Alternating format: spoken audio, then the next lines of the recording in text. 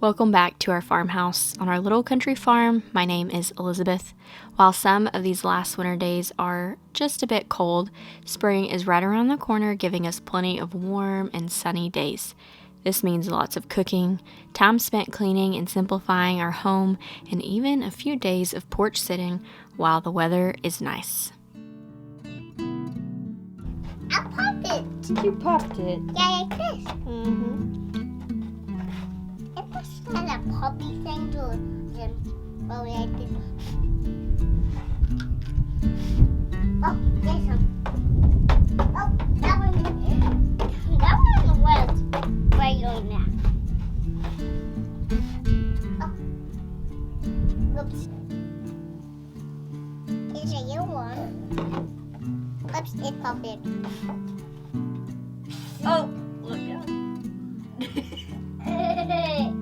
It popped it. It popped it. That one has. Look at that, Jackie boy. Oh. You popped it on you. And one pop it right there. And one pop it there. Mm-hmm. Right there. Wow. Ooh. Pop it. You said to pop it.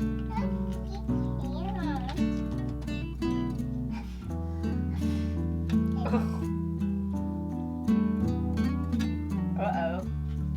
Go get out here, Jackie, on the legs. Chunky little legs. Our last mama goat finally had her babies. She brought in 2 sweet little kids, a male and a female, which is very fun, and we were very excited to wake up one morning and run out to go see the newest babies on the farm.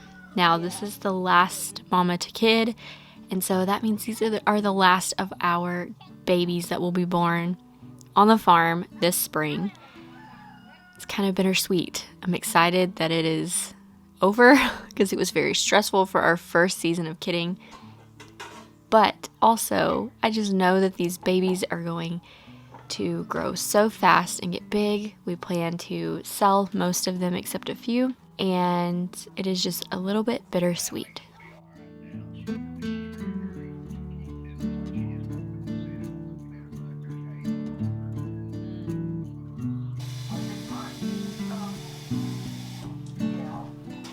I have sold sourdough breads and other baked goods in a little bake shop locally for a little while, just on and off.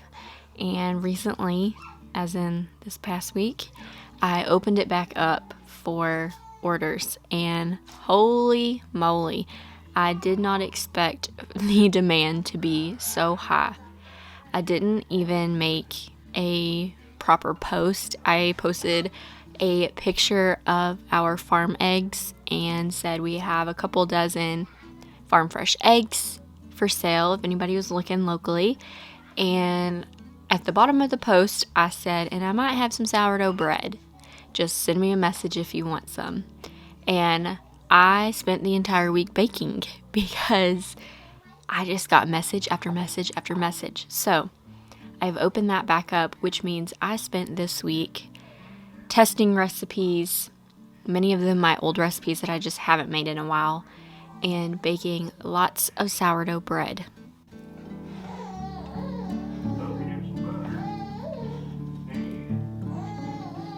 I kept seeing online that the new thing that people are doing is testing making sourdough anything, but specifically bread, because that seems to be the true test, with sourdough starter that has not been fed very recently. They are pulling out their cold sourdough starter, throwing it into some bread dough, and it is rising and making the most beautiful loaves of bread. So I had to try this for myself.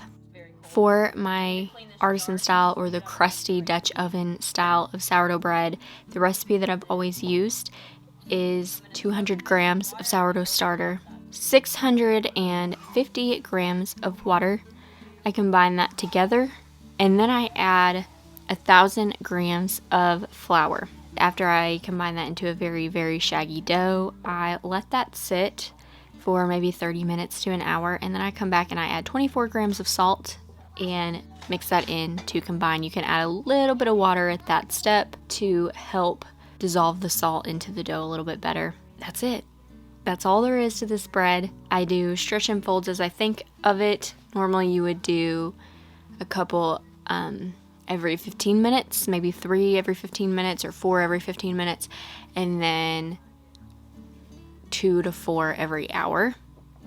After that, I don't time it. I just stretch and fold when I think about it, and it always turns out great.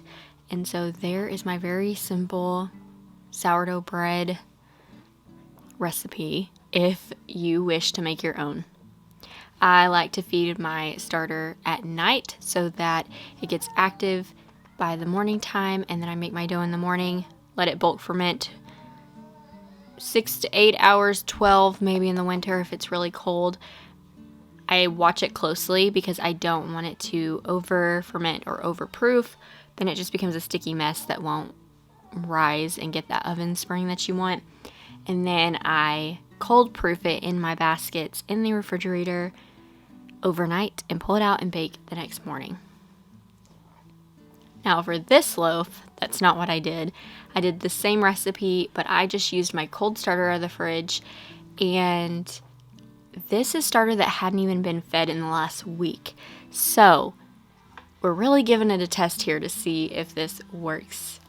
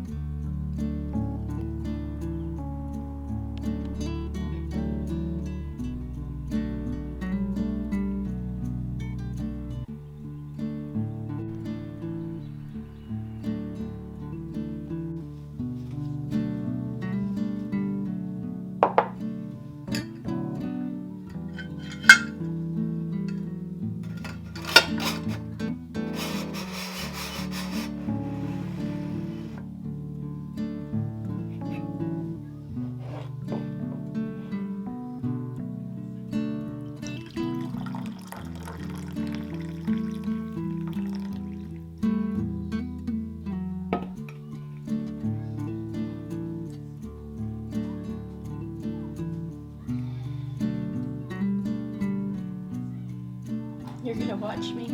Yeah. Why are you saying that? It's my coffee. This was going very well until I over fermented the dough. I could tell as soon as I went to scoop it out of the bowl, the texture of it was just not right. And so, unfortunately, you will see that this resulted in a very flat loaf. A delicious loaf nonetheless, but very flat, did not have that oven spring, was not that beautiful loaf of sourdough that I look for. I'm truly contributing this to over fermentation rather than the fact that my starter was not fully fed and mature. So I'm actually going to try this again and keep working with this and see if there's something to this before I say, nope, that does not work for me. This is such a fun part of the process, scoring a design into your dough. Now you can see here the dough is not really holding its shape. This is not what you want your dough to look like. This is a result of over fermentation, that it will not hold its shape. I've dealt with this so many times, and there's always that dread when I see a loaf that comes out looking like this. Do not fear, it will still get used, and I will share that with you shortly.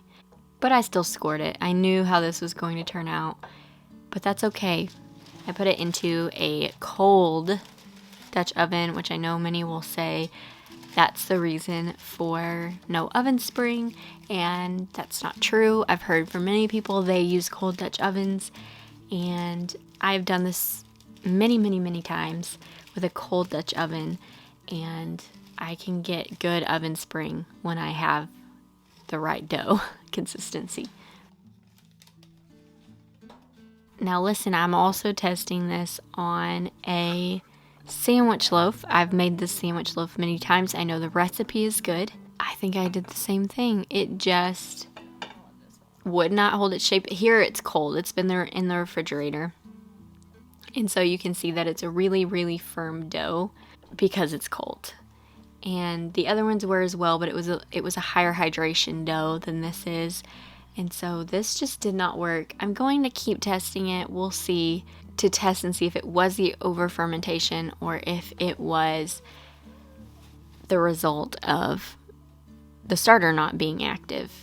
I'm very curious, but all of this dough I let go way too long. This sandwich loaf was just a lower hydration. They look pretty from the top, but they are flat, flat, flat.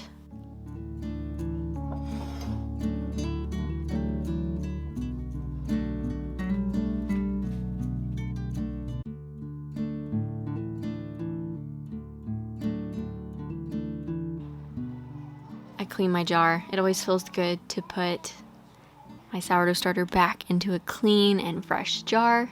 I'm giving it a good feeding and letting that get nice and bubbly so I can bake some bread the way that I'm used to and the way that I know works so well for me.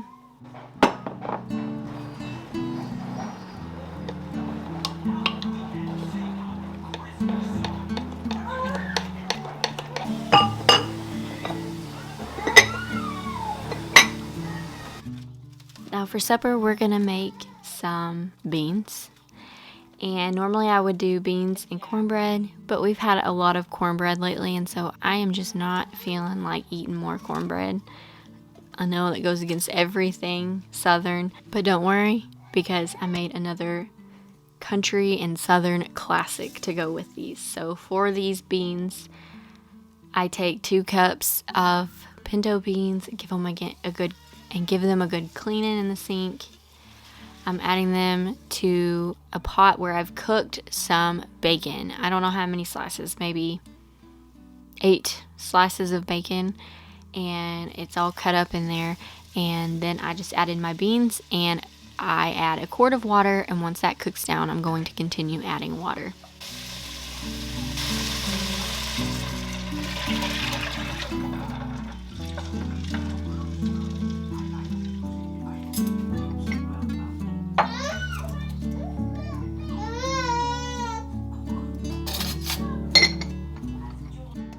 Something we eat every single day, or I'm trying to implement it. We're trying to eat it more. My daughter loves it, is these Kefir smoothies. They're great for an afternoon snack. Normally I would do strawberries or some type of frozen fruit and berries and a frozen banana, but we did not have bananas and we were having a lot of allergies, so I added in some local spring honey and a little bit of bee pollen to help with iron. Before I added the honey and the bee pollen, I poured just a tiny little glass off to the side for my baby boy. He is starting to eat solids, and so I've just been giving him little bits of what we're eating. Not that a smoothie is a solid, but real food other than his bottles. He is starting to get little bites, little nibbles of what we eat. So he got it before the honey and the bee pollen was added. I just want to clarify, because honey can be very dangerous for babies under 1.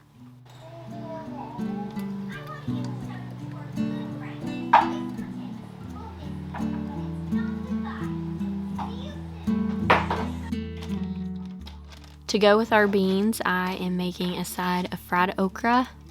We love fried okra, but I'm trying something new here. I usually do an egg and some buttermilk and some cornmeal and some salt and pepper for my fried okra, but I thought I have a lot of sourdough starter. Let's add that instead of the buttermilk and the egg, and then top it with the cornmeal that's freshly milled, that I milled in my grain mill. How many times can you say mill in a sentence?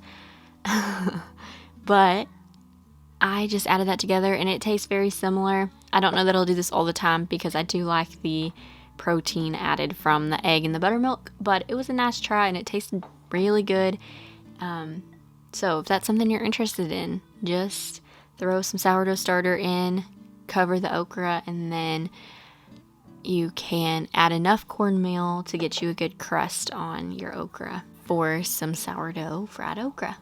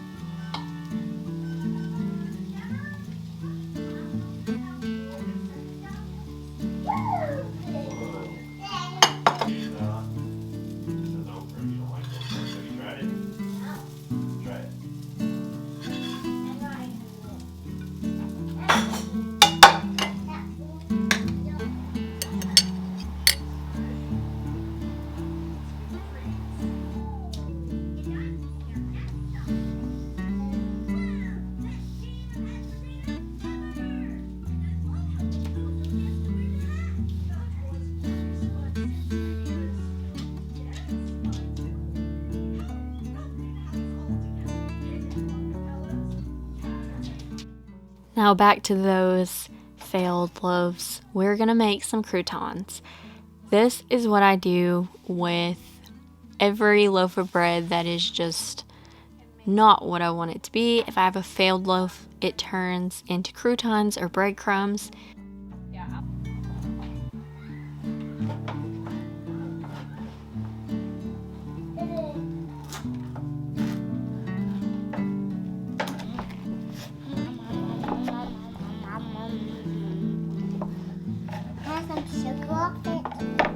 That's not. And of course, my little girl thinks she has to have some bread. Anytime there's bread, she comes running. To make croutons or breadcrumbs, I slice it into cubes and coat it in some butter and add whatever seasonings I've done. A cheesy one, I've done herb, I've done garlic. Today I am just making very simple, plain croutons, and I will end up turning these into breadcrumbs.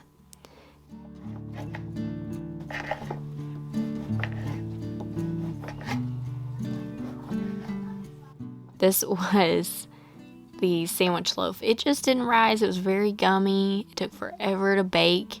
I'll keep testing that theory. I've seen some very pretty loaves from it, so we will just see. But there, I'm just gonna add some butter and pop that into the oven until they are golden and crispy.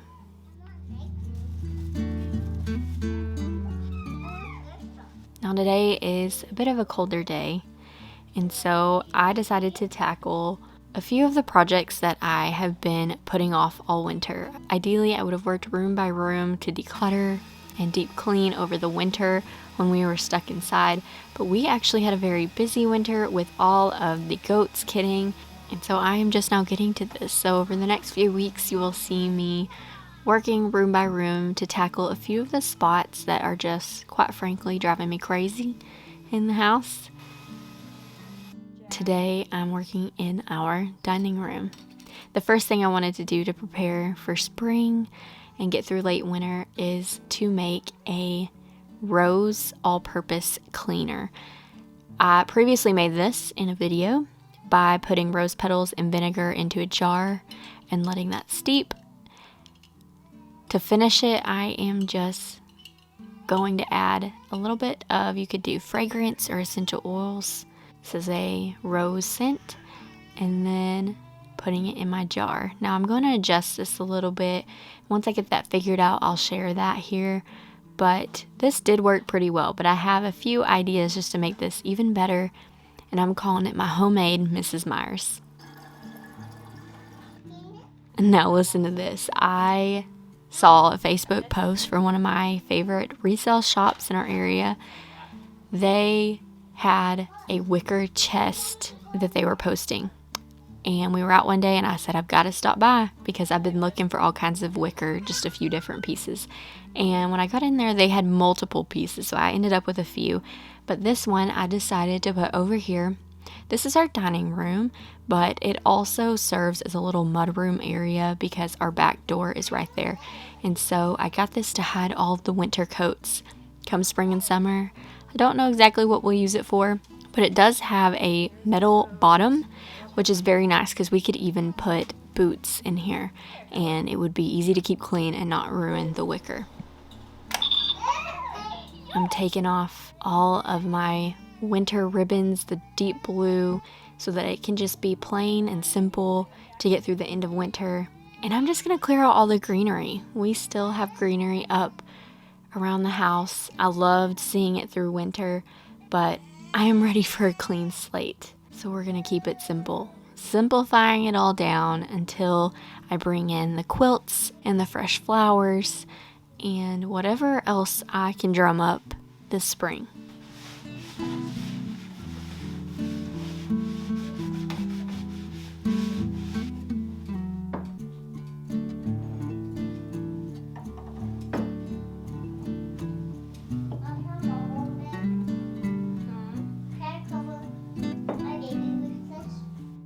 One of the things that I've been meaning to tackle is this plate wall. I go back and forth on this. I have red dishes, I have brown dishes, I have blue. So depending on the season, I switch it out. For spring, I'm wanting to bring my blue back. I always do the red around Christmas. And then sometimes I bring it out in the summer because I love red in the summer. But I'm going to switch it out just so that it feels fresh. I'm kind of tired of looking at the red.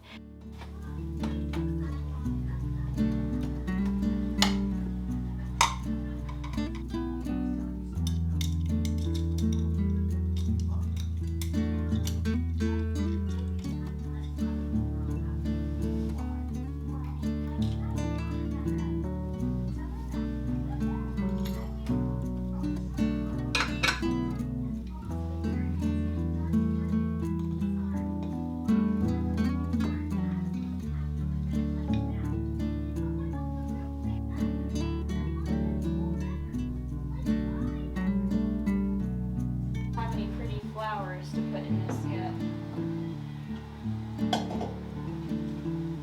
What is that?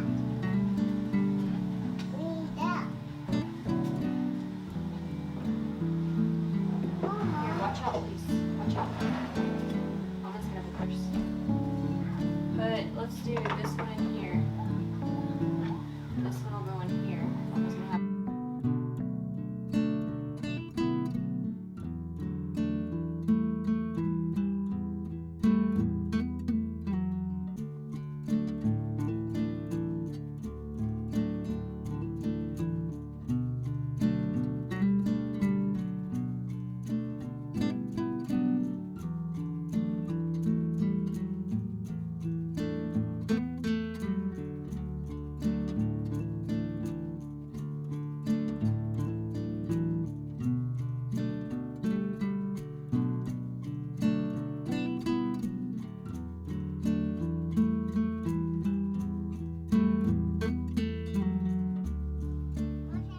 You're likely to catch us out on the porch on any given day, and y'all will see lots of it this spring and summer. This is where we spend a lot of our time, and my daughter begs to go out here. It calms my son down. When he is just bored in the house and needs some more scenery, he's at that stage where he wants to just run and go, and he just hasn't quite figured it out yet. So this is the place where I can kind of relax because my kids are entertained. Everything's starting to bloom. We have some daffodils that popped up over there too. Finally got our daffodils after half the town did. Mom, is it your flowers out there? Yeah, those little flowers out there. Did you see them the other day when we walked across? No. No, not down there. Out in the orchard over there. Just wash it and just put flowers in it and just put some water in it. Oh, you're wanting to pick some flowers. Yeah. Make a little arrangement. We'll have to see. Jackie, you've got my shirt. And put that in my body. Huh? In my body. Okay. okay, we'll have to see. There's not enough flowers right now. We'll have to wait for more of our daffodils to bloom. Everybody else is right around us. They've already had theirs bloom. Ours are always really late to bloom.